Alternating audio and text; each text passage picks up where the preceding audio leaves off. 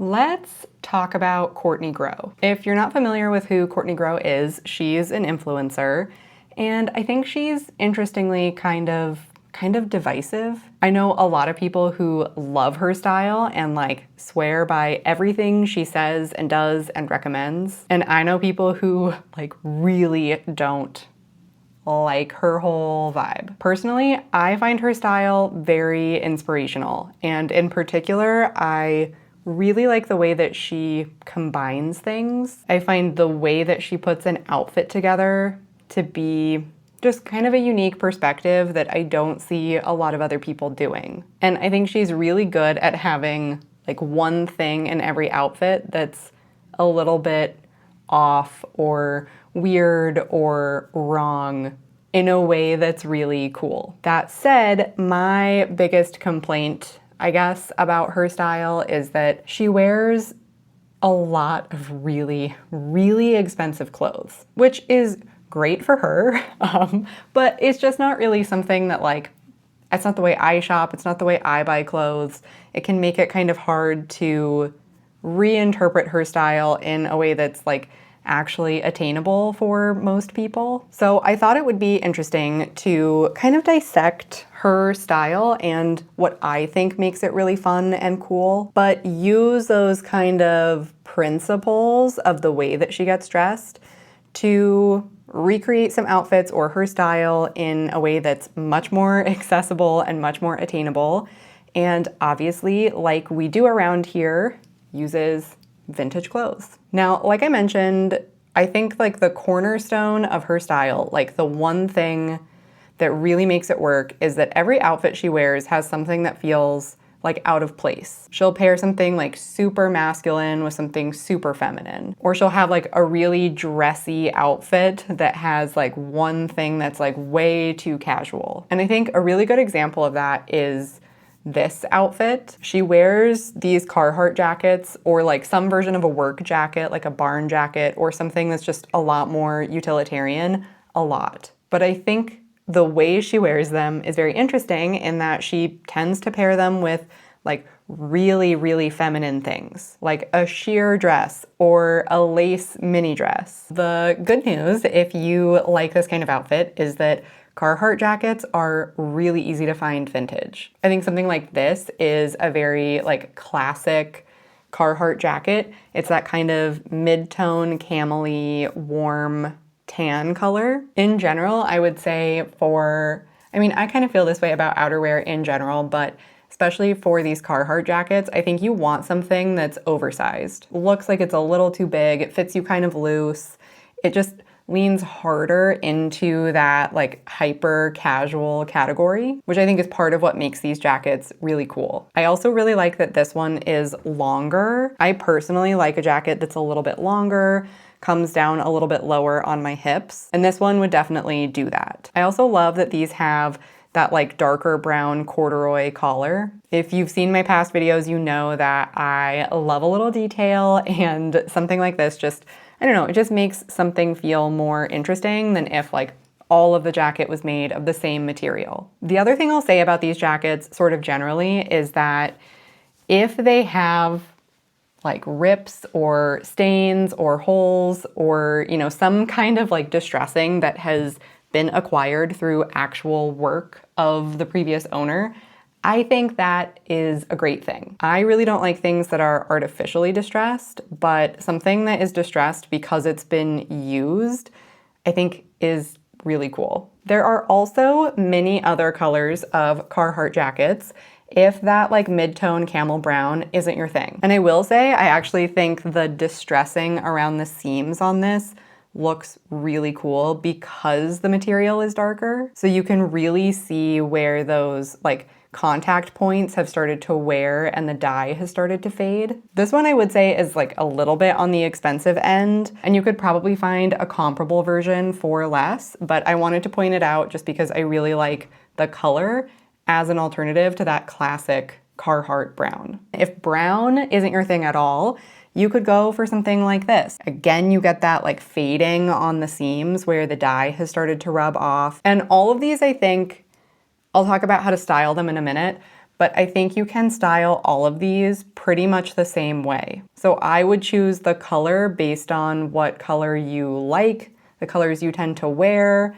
something that feels like you would reach for it all the time and it goes with the other things in your wardrobe. Okay, one more that I'm going to share. I wanted to share this one because obviously like we're talking about Carhartt jackets specifically, but it's really just one brand's version of these like classic work jackets. And you can find versions of these that are not Carhartt. This one, for example, is French. It still has the corduroy collar. It still has that like classic brown. It obviously just isn't Carhartt branded. Personally, I actually think that might be cooler because Carhartt jackets are just so like, they're so popular and they're so saturated and we've seen them so many times.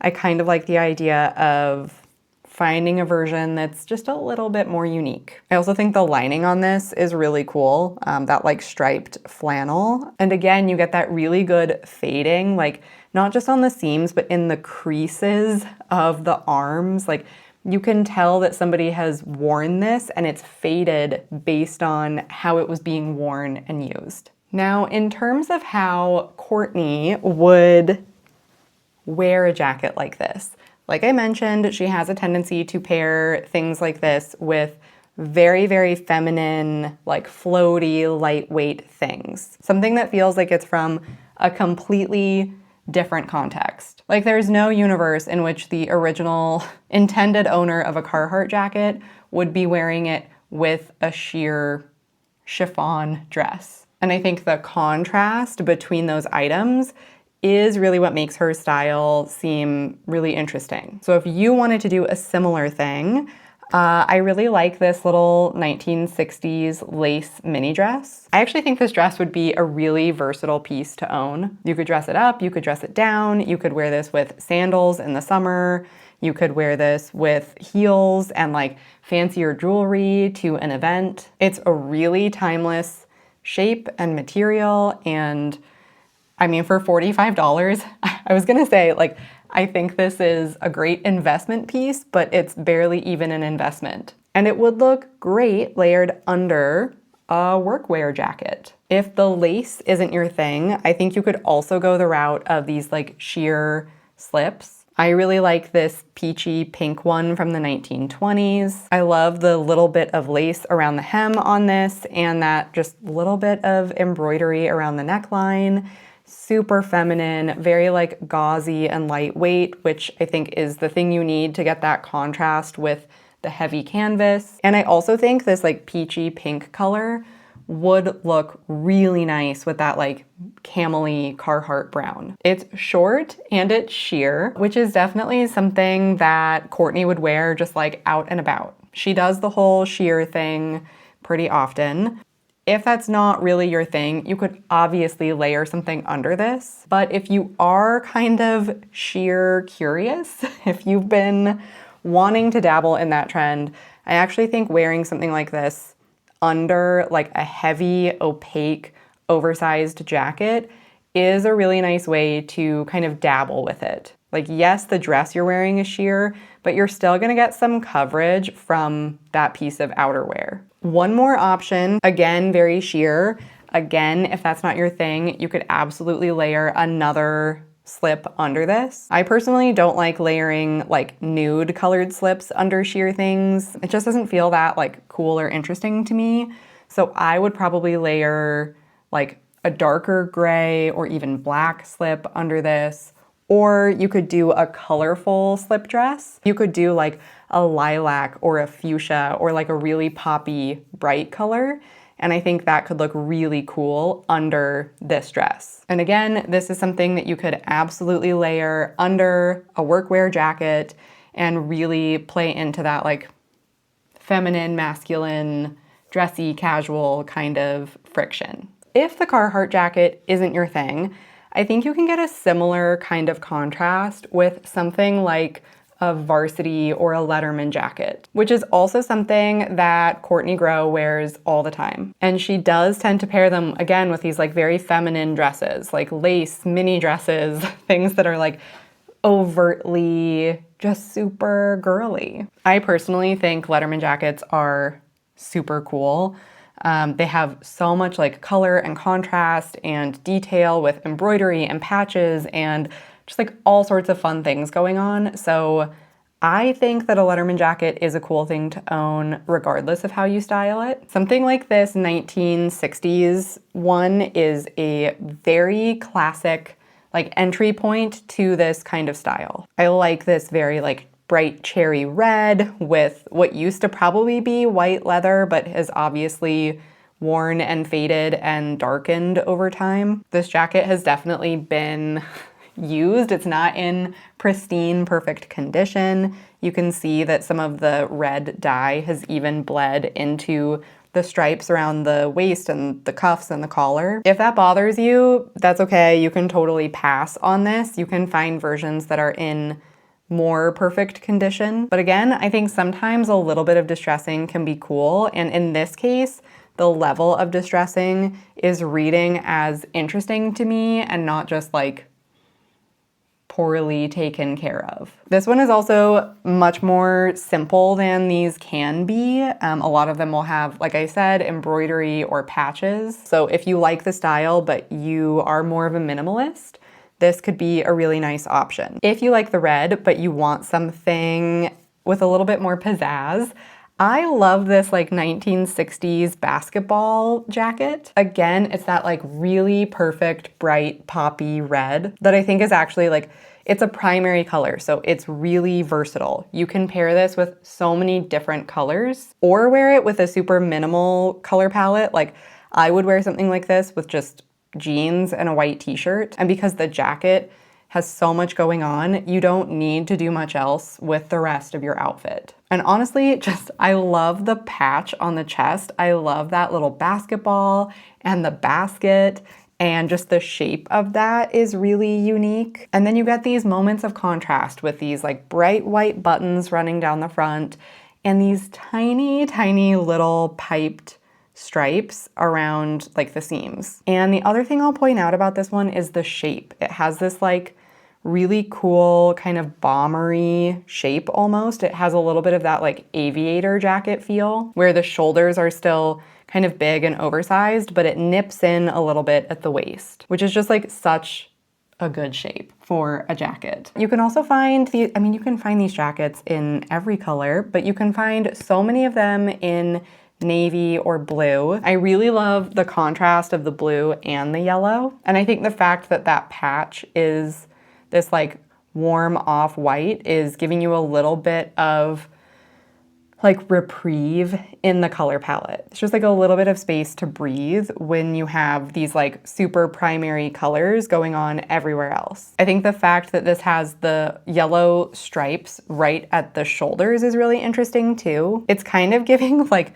marching band jacket energy, which weirdly I have become recently very interested in marching band uniforms. So maybe that's why this one is speaking to me the way it is, but I just think it's very unique. You don't see a lot of these with that same kind of stripe at the shoulders. I love that this one has a little name embroidered on the chest, and I think the patch itself is really fun with the typography and just the amount of text that's going on. I also just love the use of the word champs. I just keep picturing this with like fancy, fun, over-the-top party earrings, and I think somebody should buy it and style it like that, and then send me a picture so that I can live vicariously through you. Another somewhat similar option, but a little bit more simple and minimalist. Again, it's navy blue, but instead of the yellow, you just have this like really nice off-white ivory color. This one is from the 40s, which I think is really cool.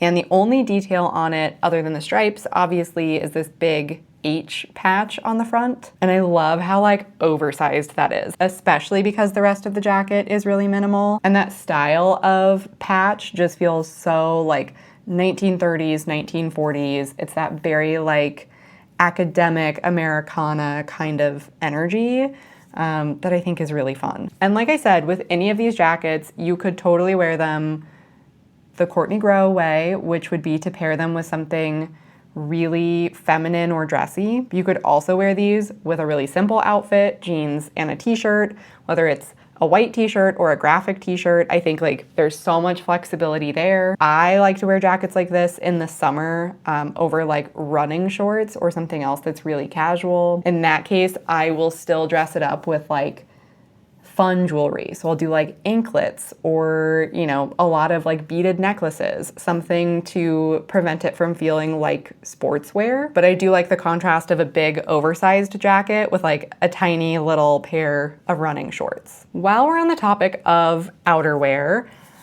let's talk about fur. Courtney does from time to time wear a fur jacket. And I know that fur is pretty controversial. And the first thing I'm gonna say is like, that's okay. It's okay to have a different opinion. And it's okay for you to feel one way about something and for somebody else to feel another way about it. Personally, I do own a fur coat. And the reason that I own one is that I inherited it from my grandma. So my perspective on fur is that if you're going to wear it, buy vintage. It's always better to keep wearing something old instead of making something new. Especially in terms of fur versus artificial fur, which is just plastic. I would always advocate for wearing a vintage fur coat over a newly made artificial fur one. That's just my 2 cents, but if you do like fur coats and you do want a vintage one, I did find a couple of options that I'm going to share, including this one that I think is just so pretty. It's from like the 50s or 60s, and I think the shape of it is just really nice. It's this like very kind of feminine, dressy, like shawl collar, bracelet length sleeve, like it really feels like that older era where women would, you know, get really dressed up and go out for dinner and wear a coat like this. I've seen a lot of fur coats out there and some of them are definitely better aesthetically than others. This one I think is actually really, really pretty. The way that Courtney would wear this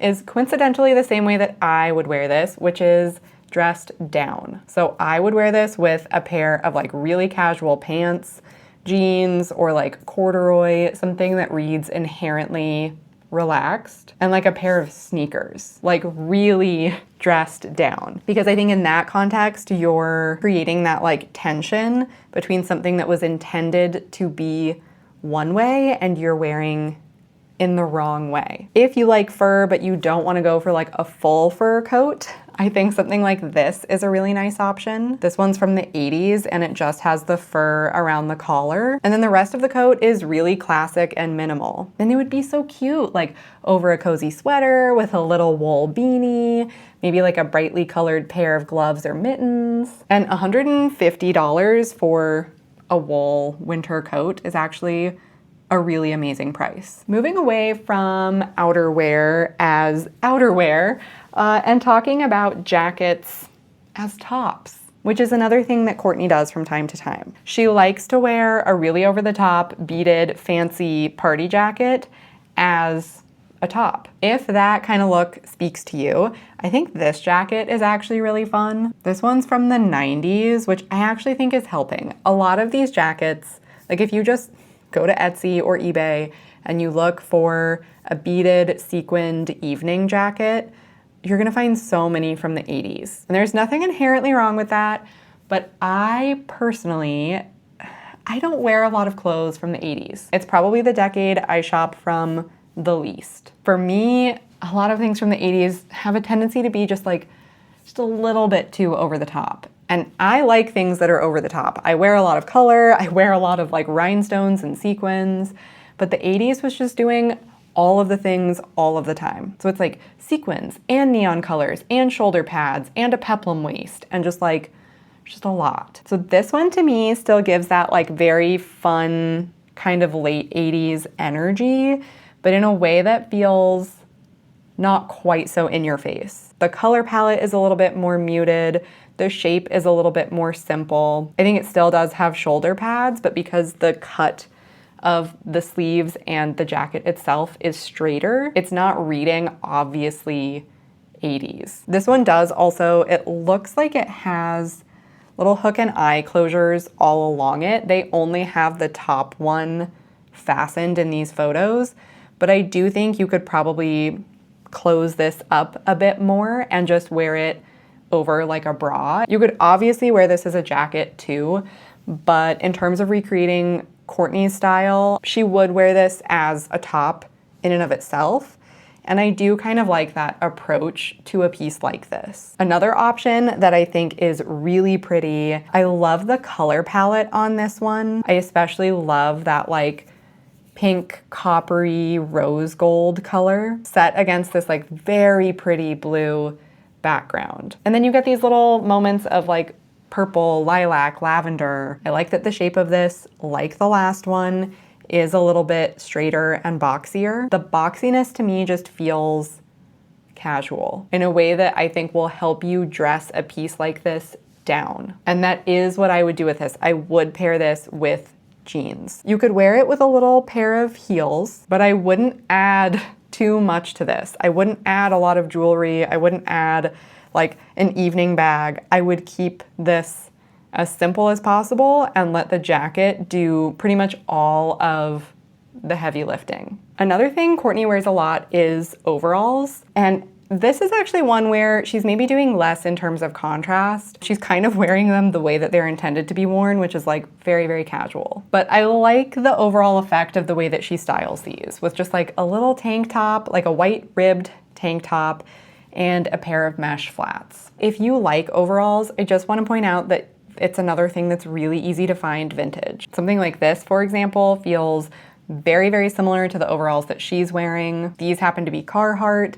They're from the 1970s. I do really like that she wears white overalls. I think the monochrome effect of her outfit with like a white tank top, white overalls, and like white or nude flats is doing a lot. Sometimes when I wear all white, I feel like I look like a cult leader, but also sometimes I think it's really cool. And in this context, I think it's falling in the cool direction. Another option, also from the 70s, also white. I like that these ones have that gold hardware and these little bits of stitching in red and blue. It's just like enough to make it feel more interesting than like a standard pair of overalls, but not so much that it interferes with your ability to style it monochrome or to like force you to pair it with only certain other things. Obviously, you can also wear overalls that are not white. I think something like these ones from the 90s are really nice. I like that there's so many pockets on the bib, and I actually think it would be really fun to style those with like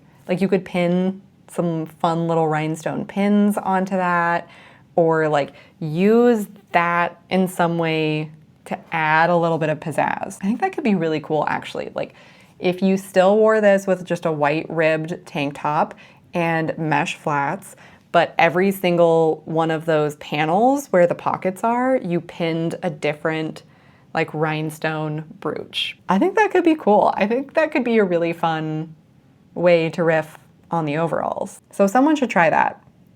I would, but I don't own overalls. So let me know if you do, and maybe we can like invent a new cool way to wear our 90s kid overalls. Now, another thing that Courtney wears all the time is like just vintage t-shirts. Obviously, there are endless graphic t-shirts on the internet, new, used, vintage, whatever. It can be hard to find ones that give the energy that you're going for. For the sake of this video and recreating Courtney Grow's t-shirt approach, my advice is to look for things that feel kind of preppy and even nautical. For example, a shirt like this, which is from the 80s. It's the Stars and Stripes America's Cup sailing competition. I do really like the color palette of this and the amount of color and graphic. Like the front of it is pretty simple. It's really a white t-shirt, but you have a little bit of graphic on the sleeve, which I love, and I'll talk about why in like 1 second. But I also want to point out that the amount of graphic on the back is really nice. I think sometimes with graphic t-shirts, if the graphic is too small or too minimal, it just gets lost. So I like that this takes up so much of the back of the shirt. I like that it's this very high contrast blue and red. And I just think it's fun, like the little stars, the little squiggles.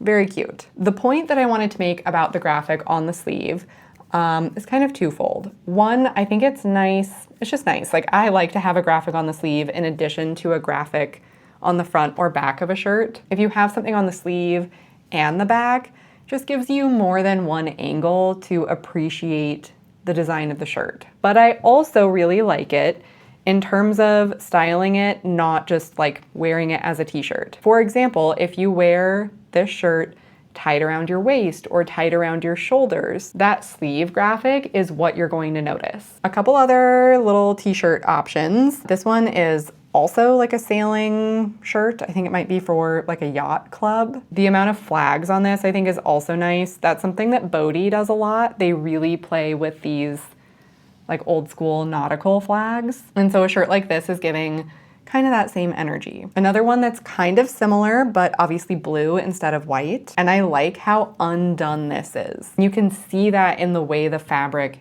hangs. And that I think is probably the most important thing to recreating Courtney's approach to graphic t-shirts. She's not wearing like a heavyweight, structured, boxy t-shirt. She's wearing one that is loose and drapey and like very soft and lived in. This one even has a couple of little like bleach stains. I think that's adding something to the overall effect of this. Okay, and last one, another blue one. This is also sailing. Obviously, you don't have to have like a nautical t-shirt. I just think it's a great shortcut for the way that she chooses graphic t-shirts. Again, this one looks like it has a really nice drape to it. You can see that in the sleeves, the way they're literally hanging off of that hanger. That is what you want. You want something that's just like loose.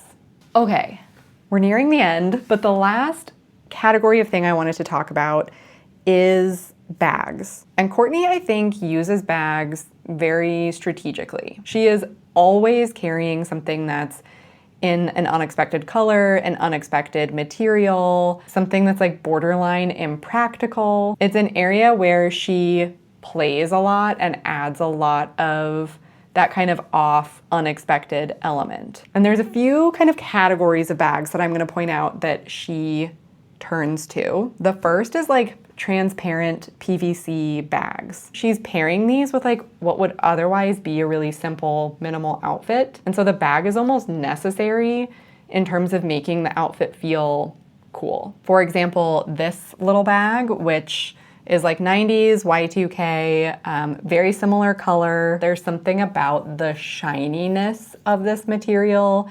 And I mean, literally the plasticity of it. Like you're not gonna be wearing anything else made of this material, right? And so anything you pair it with is inherently going to give you contrast. I also found this purple one. It's like very like grape Kool-Aid purple. But again, you're getting that like shiny, transparent, plasticky effect. If the PVC is not your thing, which honestly is totally understandable, I do think there's a lot to be gained from the color of that bag. This like bright, fiery red orange. It's a super punchy color that again is going to contrast with neutrals like navy blue or olive green or black. So if you're wearing a more classic outfit, adding a bag like this is instantly going to like kick it up a notch. I think this suede pouch is really, really lovely.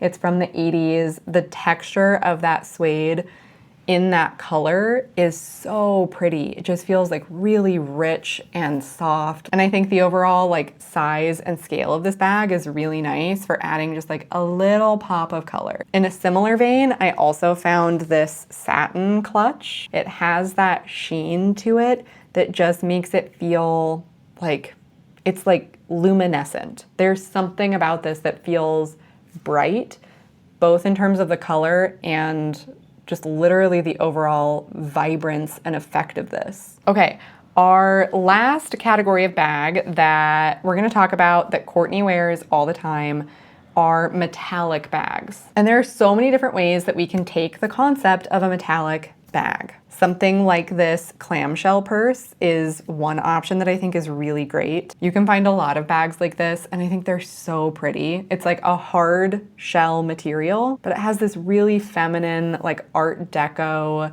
shape to it. In a different vein, I also really love this like silver beaded crochet bag. I think it's tiny, which is not the most practical, but it is really charming and it does work really well in terms of recreating Courtney's approach. I would think of it almost more as jewelry in terms of the scale of it and what it's adding to your outfit. So it's like this tiny little moment of sparkle. And something about the shape of this just like is really doing something for me. It's like a little silver beaded dumpling. And it's just so cute. I also love the type of chain that this strap is made of, these like loops. They're kind of mimicking the shape of those silver beads in a way that I think is really nice. And I just love this bag. It's not gonna fit your phone, but it would fit your lipstick, your chapstick, your credit card, your ID, and it's just like a really special little piece. Of course, you can also do gold. I think the chevron pattern on this is really cool. I also think it's really interesting that the chain on this bag is almost like industrial. It feels almost like it's for a different bag, but again, I think that's cool. I think it's doing something in terms of creating its own contrast within the item itself, where we're also gonna use this bag to create contrast in our outfit. Another little gold one, this one is a clutch. This with a navy blue sweater. So fun, so pretty. Or even one of those letterman jackets, like that blue and yellow letterman jacket with this little clutch. What a fun outfit. That's a good outfit. Okay, and the last category of metallic bag that I wanted to talk about are these like soda tab bags. Courtney Grow has at least one, if not multiple, of these that are Paco Rabanne. Their bags are so cool, but they're very expensive. And you can find these soda tab bags vintage. I think this one from the 90s is really cool. The overall effect of these is obviously like a little bit more industrial than the beaded bags that we were just looking at, but they are in a way still beaded. It's just the beads themselves come from a utilitarian material. I do also really love this one from the 60s. It's not literally soda tabs, they're just these metal pieces. This feels more like the Paco Rabanne bags. And I do love the shape of this bag, but one of my favorite things about it is that it's actually both silver and gold. It makes it very versatile. Like you could wear this with any color because you have both cool and warm toned metals. That is all the rambling I have to do about Courtney Grow's style. As always, there's more I could say, but I try to keep these videos at a somewhat reasonable length. But if there's other things about her style that really speak to you, that you want me to find vintage versions of, or to help like reverse engineer why it works or how to make it work for yourself, let me know in the comments. And I can always do a part 2 video if that's something you're into. Or if you don't want that and you just want something else, let me know that too.